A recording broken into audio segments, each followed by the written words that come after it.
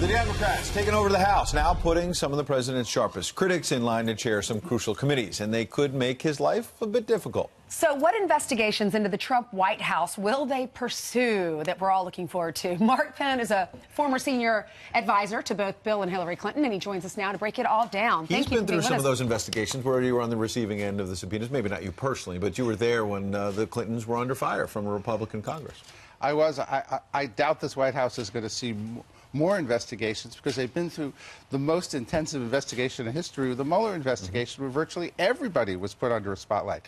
I think the real thing is Democrats may go after some of Trump's business enterprises, but on the other hand, they've got the Mueller report waiting. So since they probably should wait for that report, and that's the big kahuna of investigations, but really on the other side, Trump now can appoint a new attorney general who might appoint a second independent counsel, and so subpoenas could fly here in every direction. The FBI. And a deputy. To investigate the investigators. You say split decision, and what you point out is it's rarely done where you increase your advantage in the Senate and lose the House. Well, that's right. I think it's probably historically unprecedented, but the voters got what they wanted. The Republicans in the House messed up health care. Democrats ran a good message on that, and 40 of the Republicans even bailed. They had no message, they had no organization, they had no campaign.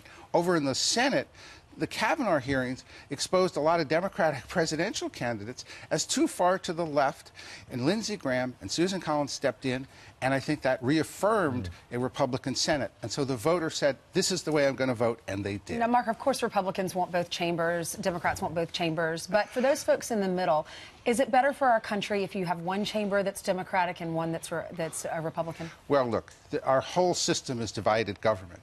The question is, are the Democrats now going to sit down at the table and negotiate infrastructure, negotiate good budget deals? Are we going to see, say, maybe criminal justice reform?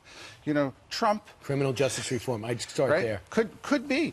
Trump really has had a list of Democratic items which he couldn't do while the Republicans He wrote the book, everything. The Art of the Deal. He's got an opportunity now. Or Clinton 2 years of investigations. We don't know. You're asking him to do what Clinton and Reagan did. They were pretty good.